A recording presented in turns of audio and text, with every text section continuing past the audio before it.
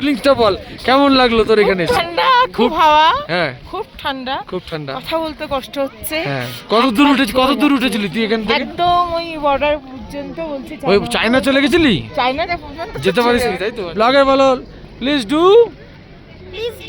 Like and subscribe. Very good.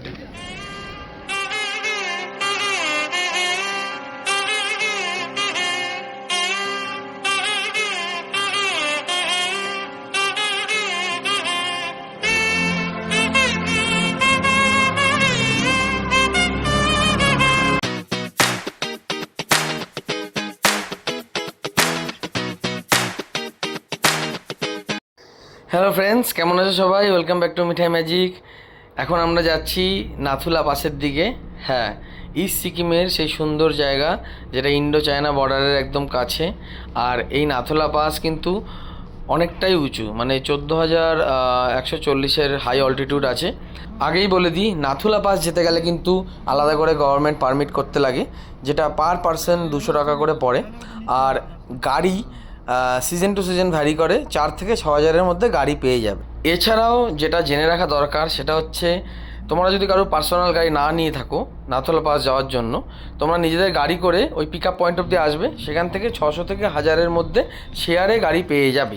প্রতিজন 600 থেকে 1000 টাকার মধ্যে তোমরা বার্গেনিং করে গাড়ি অ্যারেঞ্জ করে নিতে পারবে। তো আমরা গেছিলাম মার্চের সময়তে, খুব সুন্দর লেগেছে, তোমাদেরকে দেখাই চল।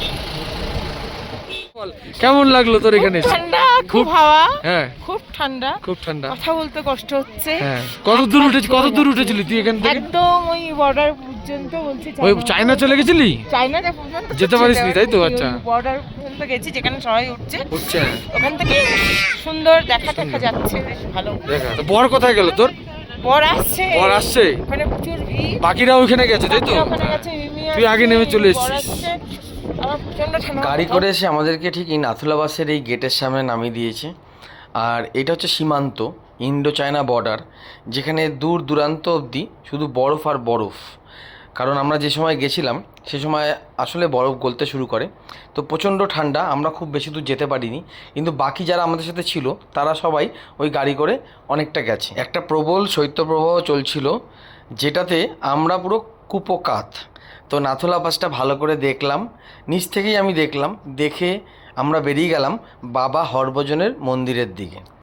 আমাদের আজকের প্ল্যানটা ছিল নাথুলা পাস হয়ে হরভজন বাবার মন্দির দেখে, ছাঙ্গু লেক দেখে তারপরে আমরা আবার হোটেলে ফিরে আসব। রাস্তা অনেকটা, চলুন যেতে যেতে আমরা গল্পটা শুনে নিই বাবা হরভজন সিংয়ের সাথে ঠিক কী হয়েছিল। তো বাবা হরভজন সিং যখন 1968-এ এই নাথুলা পাস সীমান্তবর্তী এলাকায় ওনার ডিউটি ছিল, উনি পাঞ্জাব রেজিমেন্ট থেকে ছিলেন এবং ইন্ডিয়ান আর্মিকে উনি সার্ভ করতেন। তো ওনার এই সার্ভিং পিরিয়ডে ওনার অকস্মাৎ একটা মৃত্যু হয়ে যায়, যেটার কারণ কেউ আজ পর্যন্ত জানতে পারেনি ঠিকঠাক। কিন্তু এইটা জানা গেছে যে উনি স্বপ্নে এসে কিছু এমন ঘটনার কথা তার সমসাময়িক সৈন্যদের জানিয়েছিলেন, যার জন্য একটা বড় ঘটনাকে আটকানো গেছিলো। এবং তারপরে অবশ্য ওনার দেহ, যেটা 3-4 দিন ধরে খুঁজে পাওয়া যায়নি, সেটাকে খুঁজে পাওয়া গেছিলো। এখানের যারা ডিউটি করছেন ইন্ডিয়ান সোলজাররা, তারা মনে করেন আজও বাবা হরভজন সিং ওনাদের প্রোটেক্ট করছেন এবং নাথুলা পাস সীমান্তে উনি এখনও ডিউটি করছেন। তো এই বিশ্বাস রেখে ওনারা বাবা হরভজন সিংয়ের যে মন্দির বানানো হয়েছে তারই আদলে আরেকটি নিচে মন্দির তৈরি করেন, যার জন্য আজকে আমরা সকলেই যারা সিকিমে আসি তারা একবার হলেও বাবা হরভজন সিংয়ের এই মন্দিরকে অবশ্যই আমরা ভিজিট করে যাই। চলুন আমাদের সাথে, আপনারাও কীরম লাগবে অবশ্যই জানাবেন। ভালোবেসে একটা লাইক অ্যান্ড সাবস্ক্রাইব অবশ্যই করবেন।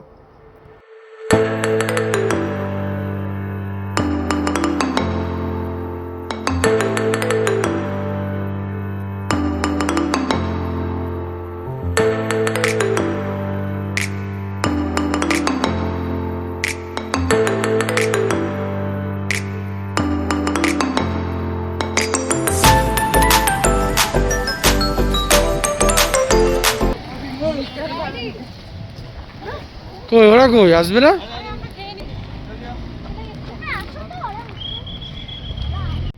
পথে আস্তে আস্তে খুব খিদে পেয়ে গেছিলো, কিন্তু আমরা অনেকটা দেরি হয়ে গেছে বাবা মন্দিরে ঢুকতে, তো আশা করি ক্যান্টিনটা বন্ধ হয়ে যাবে এখানকার। তো এই মন্দিরটা তাড়াতাড়ি দেখে আমরা চেষ্টা করব রাস্তায় কিছু খাবার খেয়ে নেওয়ার। তো চলুন চটপট আপনাদের চারপাশের মন্দিরটা দেখিয়ে দিই। এটা হলো মন্দিরের গেট। সামনে যেটা দেখতে পাচ্ছেন এই বাবা হরভজন সিংয়ের যেটা নিচে মন্দিরটা বানানো হয়েছে সেই মন্দিরের গেট। আর এইখানে হচ্ছে পার্কিং এরিয়া, তার পাশেই আপনারা গাড়ি নিয়ে আসলে আপনাদের গাড়ি এখানেই পার্ক করে আপনারা মন্দিরটা চারপাশটা ঘুরে দেখে নেবেন। আর বাঁধারে যেটা দেখছেন ওখানে ক্যান্টিন আছে, আর ডান দিকে হচ্ছে মন্দিরটা। তো আমরা ছটপট এলাকাটা ঘুরে দেখে নিই, আপনারাও দেখে নিন। আর চলুন এরপরে কিছু খেতে হবে, খুব খিদে পেয়েছি।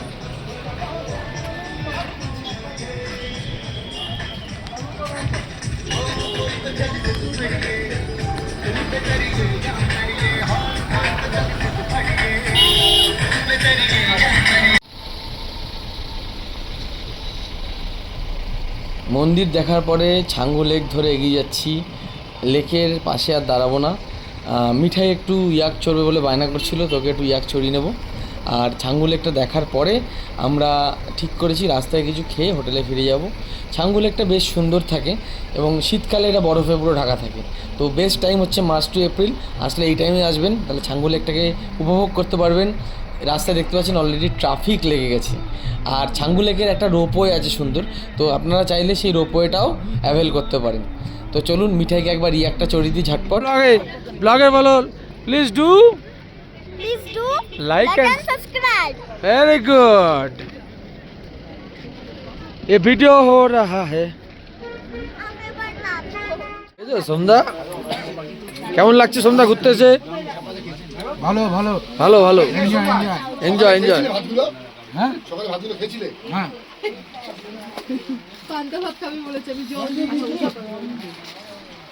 খালি প্লেট দেখে কি হবে? এই যে বরকে প্রথমবার ঘুরতে নিয়ে এসে ছাঙ্গু লেক ঘোরায়নি, কিন্তু খেতে নেমে গেছে, বলে শরীর খারাপ। কোথায় শরীর খারাপ তোর?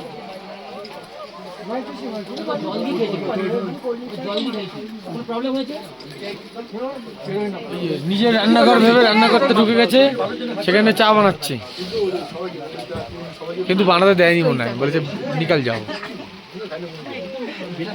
খাওয়া দাওয়া করে গাড়িতে উঠে পড়েছি হোটেলে যাব বলে। সবাই মোটামুটি না খুব ক্লান্ত হয়ে পড়েছে, কারণ পুরো ডেটা একটা এতটাই বিজি ডে ছিল, এতগুলো জায়গা ভিজিট করলাম আমরা। আর ফেরার সময় দেখছেনই পুরো একদম ফগি ওয়েদার, পুরো ব্যাপারটা না পুরো জমে ক্ষীর হয়ে গেছে জাস্ট। কিন্তু হ্যাঁ, খুব রিস্কি রাস্তা, আর একটু সাবধানে গাড়ি চালাতে হবে। চারিদিকে চোখ রেখে আপনাকে গাড়িটা নিয়ে এগিয়ে যেতে হবে। আর আমরাও এগিয়ে যাচ্ছি আমাদের হোটেলের পথে। ইচ্ছা আছে হোটেলে গিয়ে ওখানকার যে গ্যাংটকের যে লোকাল ক্যাফেগুলো সেই জায়গাটা একটু ভিজিট করব।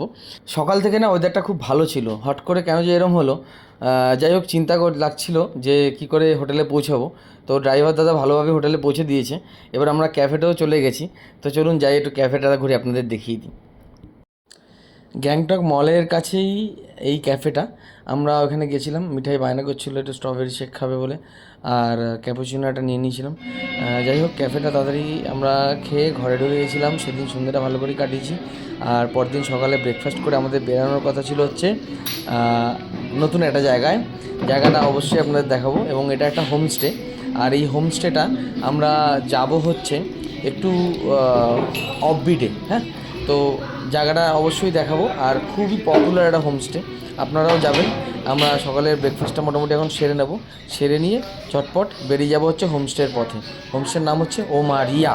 তো দেখতে থাকুন, ফলো করতে থাকুন মিঠাই ম্যাজিক চ্যানেল। নেক্সট ব্লগে আমরা ওমারিয়া হোমস্টেতে কী কী করলাম পুরোটাই দেখাবো।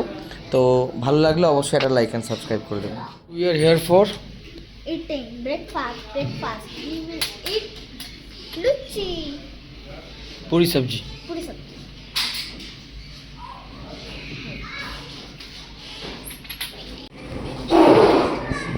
এটা কেসে জামাটা এই হ্যাঁ ও দুজনে তিনটে কিনেছি। নিয়ে সত্যি দেবে বলে ওর একটা ছোটার একটা আর রুটি এসে নতুন করতে হবে। ছড়িয়ে দিবি গায়ে ছড়িয়ে দিবি, মানে কি বলিস নতুন করতে চিনি আছে চিনি নাই চিনি আছে ভুটানি। এটা দেখতে কথা হোমস্টের মালিক ও মানে মিঠি মিঠি আসছে মিমি মিমিটা ঠান্ডা গ্যাংটকের এই হোটেলটাতে একটা ছোট প্লে জোন ছিল, আর এটাতে বাচ্চারা খুব মজা করেছে এবং ওরা মজা করতে দেখে আমাদেরও খুব ভালো লেগেছে, কারণ ওরা যতক্ষণ মজা করবে আমরা আমাদের কাজগুলো সেরে নিতে পারবো। তো যাই হোক, আমরা বেরিয়ে পড়েছি আমাদের নেক্সট গন্তব্যস্থল ট্রিপস অ্যান্ড ট্রেলস ওরফে হোমারিয়া হোমস্টের পথে। পাহাড়ি রাস্তা, চড়াই উতরাই, এটা তো স্বাভাবিক, কিন্তু এই চারপাশের সৌন্দর্য যদি আপনি এই ওমারিয়া হোমস্টেতে না যান তাহলে কখনো বুঝতে পারবেন না। এটা ঋষভ থেকে একটু উঁচুতে। তো আমরা সেই ওমারিয়া হোমস্টের পথেই চলে যাচ্ছি। মিস্টার বব আমাদের জন্য ওয়েট করছেন লাঞ্চ নিয়ে। চলুন তাহলে আর বেশি দেরি না করে আমরা পৌঁছে যাই ওমারিয়া হোমস্টেতে, আর সেখানে গিয়ে দেখি আমাদের জন্য আর কি কি অপেক্ষা করছে।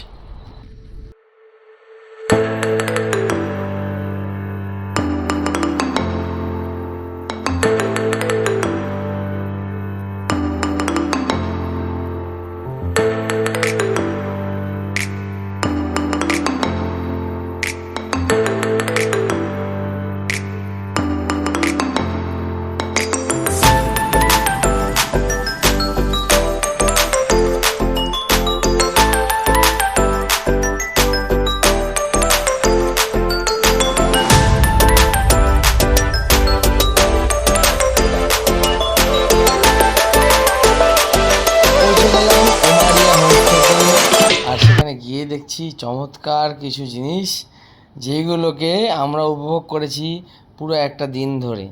এদের বদমাইশি আর এদের দুষ্টুমি, আর সাথে এখানকার হোমস্টের মালিকের ভালোবাসা। আর এই ভালোবাসাতে ছিল সুন্দর একটা পরিবেশ, সাথে একটা সুন্দর হোমস্টে যেখানে ছিল লাঞ্চ, ডিনার, স্ন্যাক্স আর একটা চমৎকার ব্রেকফাস্ট। তো চলুন দেখি ওমারিয়াতে আমরা কী কী পেলাম আমাদের নেক্সট ব্লগে। দেখতে থাকুন, ফলো করতে থাকুন বিজয় ম্যাজিক চ্যানেল। ভালো লাগলে একটা লাইক অ্যান্ড সাবস্ক্রাইব অবশ্যই করে দেবেন। নীলান্ডা